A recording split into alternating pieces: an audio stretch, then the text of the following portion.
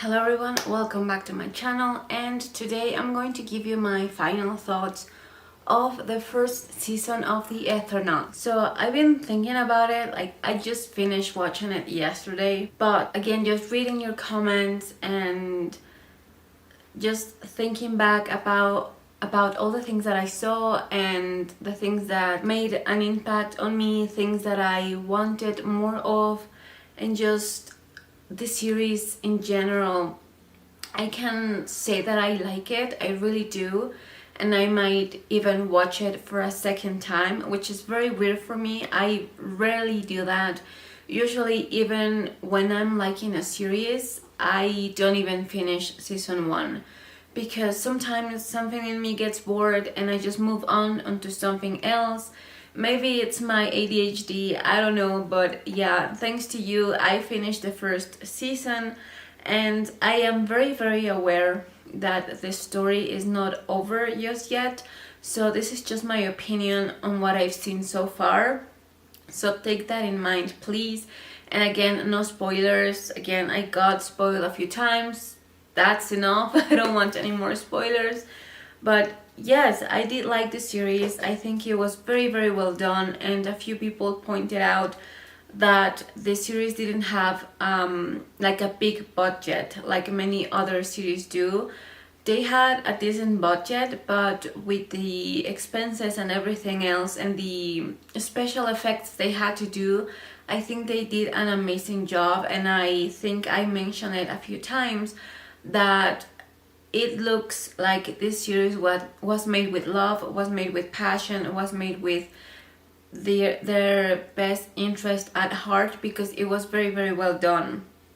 And there are a lot of commercial series out there that are purely made for views, purely made for money, and this one, it does feel like there was something else behind it, this kind of passion and love, like I mentioned, because as a lot of you guys had mentioned that you are from Argentina, this series is very important to you, and also the impact that it made and what happened to the author. And I've been wanting to read more about it, but I just don't want to get spoiled. But I think his history is very intriguing, and I think he might have known more than he should, and it usually happens with the smart people and very intelligent people and people with an audience, that they become a threat. So before they can say or do or influence people in a way that sometimes the government or more influential people, more important people, they just don't want you to speak out. So they find a way to silence you. And in this case, it was very loud. Like everyone knows the story, and they still got away with it, because sometimes I think it's a lesson in you cannot fight back, right? Like no matter what you know, no matter what you do, no matter what you say, there's going to be a way that someone else that is higher than you is going to find a solution to that problem. And sometimes we as people, having our own thoughts, just wanting answers to some questions that are very important, and they might be about living and living situations and what is happening out in the world or in our own country, we are a problem just for asking those questions. We are taught from a very young age to just fit in this box, and everything outside of it is wrong, everything outside of it is stupid, and just like, don't think outside of this box. If you do, you are wrong. And a lot of the times when people do, when people question, when people think outside of that box, it's just seen as, you know, whatever, you're just crazy, you're just dumb, you don't know what you're talking about. But when people, like I said, when they have a following and they are speaking some truths, that can be very uncomfortable to certain people. And so yes, sometimes tragedies happen that nobody really can stop, and sometimes we are left with many questions, because what did this person really know? because sometimes it's more than we can ever imagine. And so for them, it is better to just stop that and leave us with questions, leave us with this feeling of injustice for what happened, especially because in this case, it wasn't just about himself, like the author, but about his family as well. So it's very, very odd, very unfair, and just like a statement of how sometimes we are not even safe under the roof of the people that swore to protect us. And so I thought that was very impactful. And I am from Mexico, and we have our own issues as well with our government, with people that are high above, that sometimes we cannot speak our minds, especially certain people, because truly their lives are in danger. So I don't know like how we got here, because surely the system that we have in place, the system that we voted for, was because we wanted to feel safe, we wanted to be heard, and we wanted like our needs to be met. And in a way, in a certain part of history, this changed, this turned around, and suddenly we became an enemy. We became someone to be silenced. The dog is not gonna stop barking, is it? Like, that's just the thing about having neighbors with dogs. Like, we have a lot of neighbors, obviously. We live in a very concentrated area, and so all of our neighbors have dogs. And luckily, right now, there's just one barking, because usually when one starts, the other ones follow. But yes, this is very, very annoying for me right now. How about we just keep talking and try to ignore the dog completely? Okay, I'm gonna try to edit it out. I'm gonna try to edit the dog out after. Maybe I will be able to do that. But anyway, yes, talking about the author and his work, and again, I haven't finished the series. I don't know if I will be reading the comic strip. It might be a good idea, because I don't know when this second season is coming. Like, gladly, I am really happy, because when I finished watching the last episode, it was like, yes, second season coming out soon. And I was very happy, because usually with Netflix and other platforms, you never know. I watch series that I really, really like, and they are very, very well done, and they get cut. There's never a second or third season, and we never know how it's going to end. And that is very, very frustrating. And in this case, we have the comic strip, so I might end up reading that. But anyway, some things that I found interesting about the first season, to me, and again, this is just my opinion, it is very rare sometimes. Okay, it's rare, but it's not like that rare. But my favorite character wasn't the main character. I know Juan is the main character. I know he's the protagonist. He is the one going through all of this, and we are seeing things from his perspective most of the time.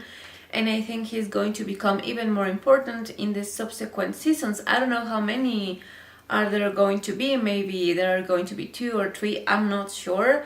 But maybe as he himself starts to become more proactive, because right now it's a very plot-driven story, which means things are happening to our characters and they are just responding to it.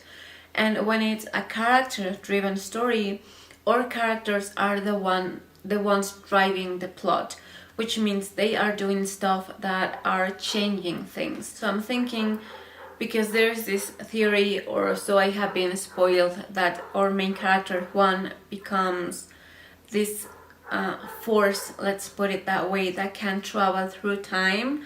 So maybe in that way and in that time he might be able to change some things. Maybe.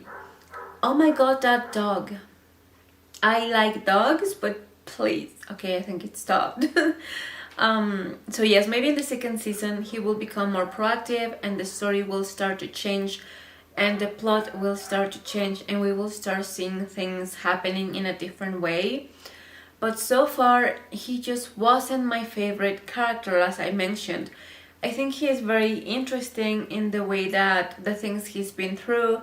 He went to war, he experienced battles and being the sole survivor of his whole battalion. I hope I said that right. And so he has survived that, and he even saw himself from the future.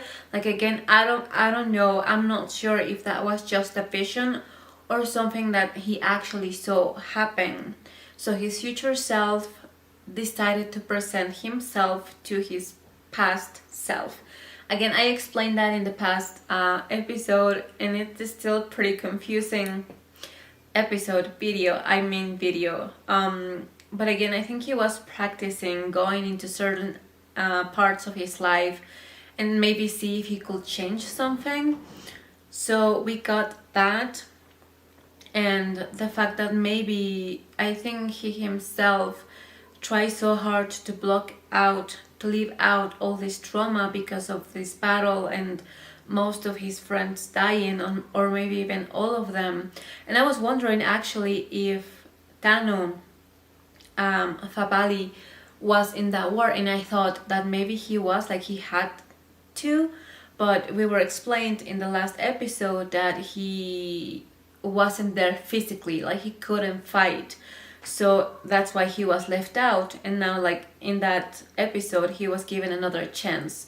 So I was thinking about it, like why like Tano wasn't talking about it as much, or they weren't having like this conversation like Tano with Juan about experiences and stuff, because Juan was seeing things and the person he went to was someone else, was this person that was also in that battle, that also got to survive, but he was injured. But he also carried this weight with him, and Juan never really talked about it until that last episode. Even though like they were distant, they really weren't friends or anything like that. He needed that. He needed someone who was there, someone who lived through the same things as he did, because maybe that was the explanation of why he was seeing these things, seeing these visions that were really rendering him kind of useless in a way. Like, I know useless is not the right word, but he couldn't be in the present because he was reliving things in the past and in the future. And so he went to this person that someone mentioned was the homeless guy we saw in the first episode, and that Juan decided not to help him. He was asking for money, he was asking for aid because he was left behind. He went through this war, he fought for his country, and yet he was abandoned, and he was left to live on the streets, presumably, and to ask for money from other people because he couldn't sustain himself. He didn't have any kind of support. And we've shown that Juan has a very good memory, so maybe he remembered this guy, right, from the boat. I think he mentioned like the other guys, like, I saw you from the boat, I remember you. So maybe Juan remembered him as well, but decided to block this part of his history, this part of his past, because it was very traumatic. And yes, we are shown that he built this wall and he didn't want to come out because it was a very, very difficult thing for him. So maybe just him remembering this guy, or just acknowledging him in the first episode was too much for him. He's like, I'm not going to do this, I'm going to leave all of this behind. And so he didn't even help him. And that's why this guy drew a smiley face on his windshield. And I had to remove that part from my reaction because YouTube told me to. And now that's why I have like this huge copyright thing on top of my videos, because that way you can see what is happening, kind of, but you can see it. And before I had to delete it, I didn't know how to fix that, and right now that's my way to get around that. So he drew the smiley face as in, I recognize you, like I know who you are, and you aren't helping me, but I still want to leave an impression on you. Like, do not forget me. And that's why he drew that as in kind of like, I even mentioned like an, okay, F you, you're not helping me, F you, like I am in need. It was like this kind of protest, right? This kind of protest. I'm saying it totally wrong. I did a live, I kind of just put it on private because I wasn't sure I was like talking about it in the right way or making sense or something like that. But there was this part when they meet again at church, when this guy could have fight back, could have ignored Juan as well, and just, you know, not help him, not talk to him, and not even help them when they needed. But he chose to do that anyway, even when the world turned against him. He decided to help. He started ringing the bell and called the attention of the Beatles and give them time. And part of me wanted him to survive, along with the other woman, the woman that was with him, and I was like, I don't know them very well, but I like them. I want them to survive. And part of me hoped that after setting fire to the church, they might find a way to leave, to escape that place. But also you can see it from their perspective, like everything has been really hard for a very, very long time. Time is running out, and it was like a final act of rebellion to give their lives to save the people that they knew, just to give humanity some hope. And so they set that church on fire using that last cigarette. And it's funny because he was just talking about it, this character, about, I want a cigarette, do you have a cigarette? And even when Juan was talking with him about these things that he was seeing, he was like, no, I think it's just you. Do you have a cigarette, by the way? And Juan was like very confused, like, I'm trying to talk to you right now. But he realized, this guy realized, like, he couldn't help him. It's just you, like, I am listening to you, I am helping you, but this is as far as I can go. And so he remembering, like, I really need this thing, like I haven't a thing maybe that I need in a very, very long time, so I want a cigarette. And he just remember that, and he was like, do you have one? And Juan was like, no, I don't, like, what is wrong with you? And he just left.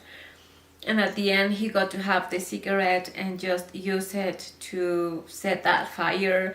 And then at the end we see the vision Juan was seeing before, but now realized right in front of him. And these two people were very, very brave, because I think that even when you think that everything is lost, still giving your life is very, very hard, especially that way. Like, dying in a fire it's awful. It's quite slower, I think, than I would like to imagine, and very, very painful. So they did that. It was a rebellious act, and they did it to protect the people that they knew. I don't even think that they were friends of each other. They were staying in this place, but it was out of survival, and still they were like, you know what, let's just do what we can. And they helped a lot. They helped them survive, and I thought that was very, very interesting. But yes, that showed how Juan was still like quite selfish in a way. And I don't even think that selfish is the right word, maybe just cold. He became cold out of necessity and out of survival. So he wanted this person that he knew he did wrong to, or he wronged, and asked for advice. Like, he rather inconvenience this man that he refused to help because he was desperate. He wanted answers. He wanted someone to talk to. And still, I think part of him didn't want to remember, because when everyone was talking about it or anyone brought it up, he was just like, shut up, I don't want to talk about it. I don't know what you're talking about. I don't remember you. I don't remember that.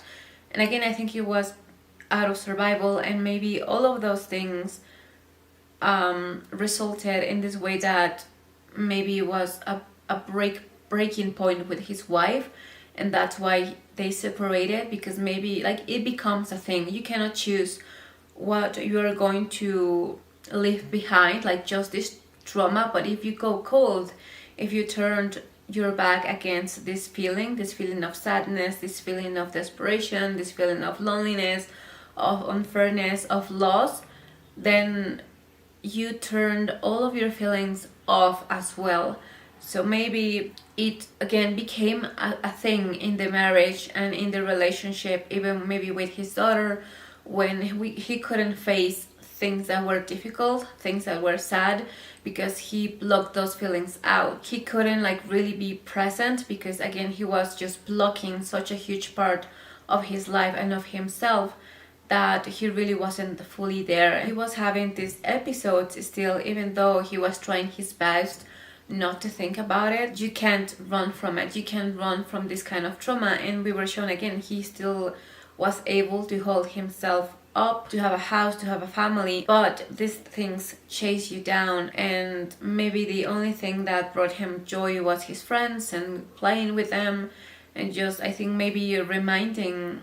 And maybe that's what we were shown this photo of them when they were young, before that war, or maybe a little bit after, but I think it was before. They look very careless, they look very free, so maybe it was before that trauma. And maybe that's why these games and these like get-togethers were so important for them, because it was a way to remember who they were. Okay, so my cat stopped eating and I thought he was done, and I started talking and he immediately started again. So yes, I think we've only seen this part of him when he is trying to help still sometimes, when he gave the water to the people at the train. And maybe it was just because of that girl, because someone mentioned she reminded him of his own daughter that he couldn't find, or he was in the way of finding, trying to see if she was alive. And so maybe that's why she gave them that water. And we see this part of him that is still human, that is still kind, but for the most part he is a very cold, calculating person. And so maybe that's why also I had problems connecting with him. So maybe in the second part, in the second season, we will start to see him open up, because he has to do that. He has to face his past in order to face the present and in order to change the future. So he has to become even more proactive. I'm not saying he wasn't, because he went after his daughter, he went to help with the train, like he was helping. He just wasn't fully there. And I do believe he has to like go back and relive his past and just get out of his shell and become who he is supposed to be in order to become full, to become this full person that he is meant to be, so he can defeat this evil that we are facing. And we've shown that he's faced evils, even his own. So maybe by doing that, by going back to the past, by seeing himself, by reliving these memories, literally by being there, he will be able to go past it and learn from it instead of just being hurt by it. And so in that way he will be able to control this ability of him that I don't know where he's getting from. I don't know what happened to him. I don't know why he can do that, and only him. Like, I'm still not sure. And again, please, no spoilers, especially the people that know the whole story. I want to be surprised. I want to know. I want to theorize. And also I wanted to thank you, by the way, for being really patient. Again, this was my first reaction and I was talking a lot. I used to do that. I do have ADHD. That is, I tend to go out of my mind very, very often, or out of the story, and do my own theories and start overthinking and start trying to guess what is going to happen. I do that, like that's what my brain does. And so trying to stay in the present, very much like Juan, is very hard for me. Like sometimes truly I just like start thinking of something else and I forget who I am and where I am. And if any one of you have ADHD, you must know that we are barely in the present. We are usually in the past or in the future, but our head, like being in the present, being in the moment and feeling what we're feeling and just being here, even with people, when we are talking to people, it's very, very hard to pay attention. We are always somewhere else. So I do thank you for your help with your comments and explaining things to me, with your patience. It was truly a very hard show for me to watch for some reason. Some series are a little bit easier for me. This one wasn't. And again, maybe it was because of my health. It's not what it used to be, and it probably will be quite bad for the foreseeable future. And this was actually a way for me to go back, to try to put myself in the present, to try to force myself to pay attention, because usually in the last few years, what I need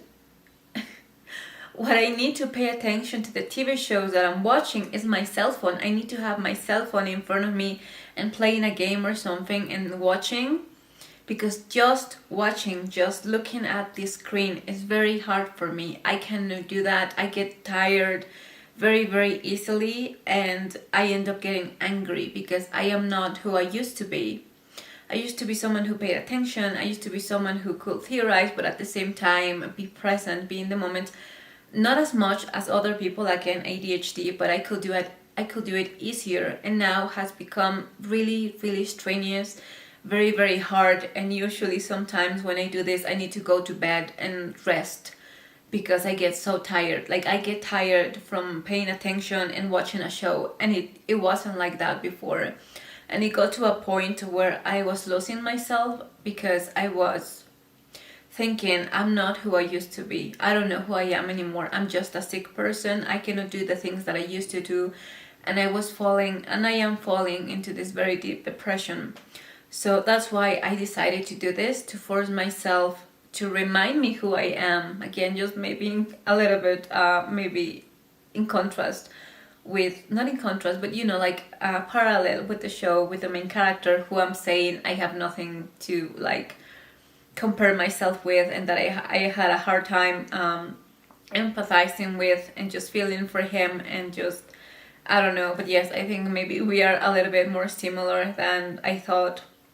But yes, this is a way to force me to remind myself who I was and the way I thought and the way I used to do things before. And so it's been hard, I'm not gonna lie. There were times when I didn't want to do this anymore because I thought, how is this fair? That I cannot pay attention to a show, like a show that I'm liking, a show that I'm enjoying, and it's happened before with other shows, that I need to rest, I need to stop, and I need to rest in order to recover, because just thinking and paying attention and just seeing the screen is too much for me. I'm also autistic, so I get tired very easily, and I get overwhelmed very easily with colors, with sound, with stuff like that. Just like, for me, just going to the street is very, very overwhelming, and I do need to go back and lay in bed. And watching TV shows for me back then used to be this way of escape. Like, it's escapism, a word somewhere in here, escapism, I cannot pronounce it, escapismo. It used to be like that, and now it's not. Now it's tiring, and it's complex, and it's just overwhelming, and for me it seems unfair. And so that's why I'm trying to do this and enjoy it, especially the thinking part, the theorizing part. So sometimes that's why I'm just talking, because I used to do that before, and now even that, it's tiring, and the dogs are barking again. But yes, I do thank you for all of your help. And I'm thinking, this was very hard. This was harder than usual, like remembering their faces, remembering their names. But maybe it used to happen before and I didn't notice. I didn't have anyone to tell me, hey, this person was this person's name is this, or you missed this, you missed that. I didn't have that. I didn't have that help. And so maybe the things that I thought I noticed, I didn't. Maybe the things that I thought I was paying attention to, I wasn't. Because again, no one was telling me, like, you're missing this. So this has been very strange. It has been very weird. And I'm slouching, I'm sorry. But it has helped me a lot in realizing a lot of things. In a way, again, it helped me to understand better. And in another way, it made me sad to realize how many things I missed that I thought I was paying attention to. Like, still, even when I was trying my hardest, I wasn't quite fully there. And hopefully by doing this, you guys will help me to go back a little bit to the way I was, to realizing things, to seeing things, to thinking about things that maybe before I wasn't really thinking about, like maybe just in a superficial way. So yes, again, thank you for your comments, thank you for everything. And some still talking about the characters. someone asked me, and I was thinking about it, who were your favorite characters? And I thought it was a little bit funny because at first, and I complained about him, it was Tano. I was like, this guy, I don't know, he's being selfish. I don't know, he's a little bit paranoid. He's just like, I don't know, like very attached to his things. And in the end, I ended up empathizing with him a lot more than any other character. Even the women, I think the women were left out. I think a lot of the characters were left out, and maybe it was a matter of money because they could only make 6 episodes and they were very well done. But I do think some characters were left behind. For example, Omar, I was very intrigued about him, why they didn't like him, and I think it was just because he wasn't part of their very tiny group of people. Like, they were like brothers pretty much, and Omar was just like a friend of a friend, and so that's why they didn't like him as much. But at first I was like, they really dislike him, like why is it, what happened? And there was no reason, and if there was a reason, it wasn't explained at all. And then we met Inga, who is an outsider as well. And she's like a very strong person, very decisive. He went to get the car. He helped them as much as she could. We didn't see as much of her as I wanted to. And even then, we are kind of shown that they are in a relationship, Inga and Omar. And yes, and I talk about it, I believe, in the second episode. Like, they are forming their very little group of outsiders, just the two of them, because they do not fit in. They are the odd ones out, right? And in the end, since they only had each other, they had the others. Hello. 1 second, baby.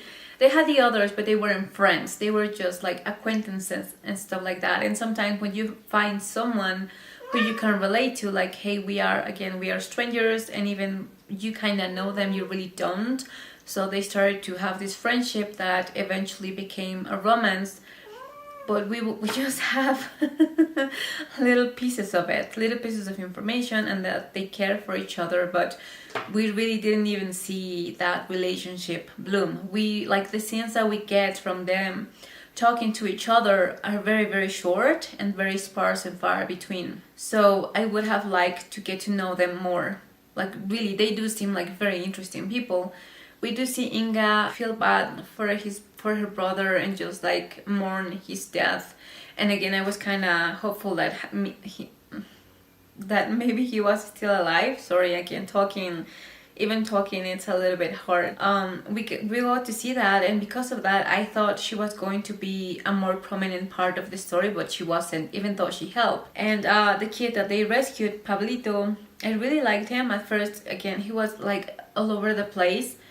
And then maybe I thought, okay, we're going to see him grow, we're going to see him trust these people and be part of the group, and we didn't. Like, we see he is there, but that's pretty much about it. So many people that could have been very interesting to follow, we just didn't get to know.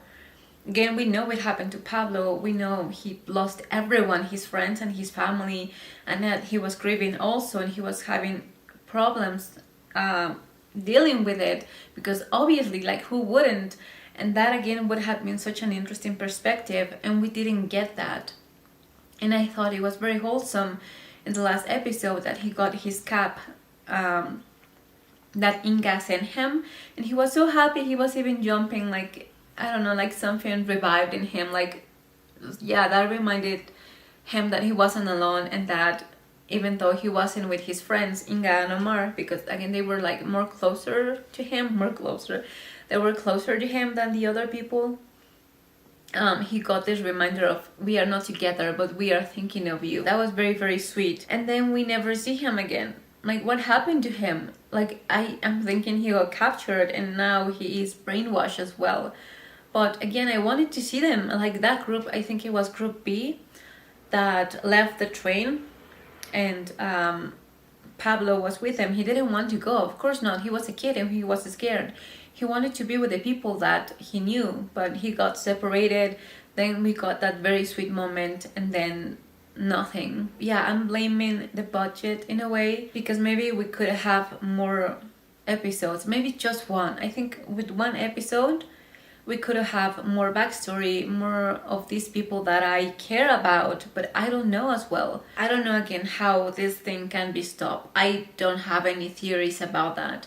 It seems like a very, like this fixed point in time. I think that is the way I want to express it, or the right expression. I don't know how to say it. This fixed point in time that you cannot change. And maybe you cannot change the past at all, but maybe some things to make another, like create another dimension or a tangent, I don't know. And maybe he will find a way to kill it, this thing, before it forms an army again. I talk about it in the previous episode. But yes, he has to do so many things yet, and it's going to be hard because again, we've been told that he is the only one that can do it. Anna, I also don't think I know her at all. Juan's wife, whose name Elena, I think we didn't get to know her very well. Like, we know she cares, we know she tries really hard to help people. Like, she didn't want to abandon Pablo. She was worried when she figured out that Juan couldn't hear very well. She was worried when also, like, she asked him that if Juan was having these episodes again. Like, she cares, but then we know nothing about her again. We just see her at this kind of makeshift hospital in the last episode, but we really don't know who she is, what she really cares for, or like her perspective on things. Like, we get some dialogue and stuff, but it was very over the surface. So I would have liked to know her better. I think we needed a little bit more time with the characters and their experiences and what was happening. So anyway, those are pretty much my thoughts about some of the aspects that I like about the story, some of the aspects that left me wanting more, and some very general ideas of what the story might be about being your own self, having your own thoughts, fighting for what you want, fighting for what you need, and like really thinking for yourself, coming up with your own answers based on what you know, and stop just believing in what you're told. Again, we're being literally being shown people that are being controlled by this thing. Like, it's controlling their own mind, controlling what they are going to do, and they cannot escape. So in order to escape that, you have to be smart. You have to do your own strategies, or make your own strategies, and sometimes do what seems to be even the impossible, like something that no one else has done before, and figure it out. And yeah, I will be seeing you later. Probably this is my last video of the Eternaut until the next season. I hope you enjoyed my reaction. I know I made a lot of mistakes. Again, my first time. I am hoping to get better. And I am also hoping that maybe you will stick with me. Again, I'm taking suggestions for TV shows. I am reading the comments. I'm going to write them down. I should have done that from the beginning, but I'm going to start to write them down.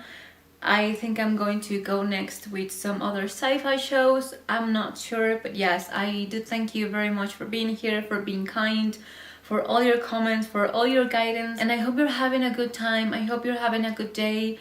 And if you don't, I really wish you strength. I send you hope, I send you love, and I will be seeing you later. Bye.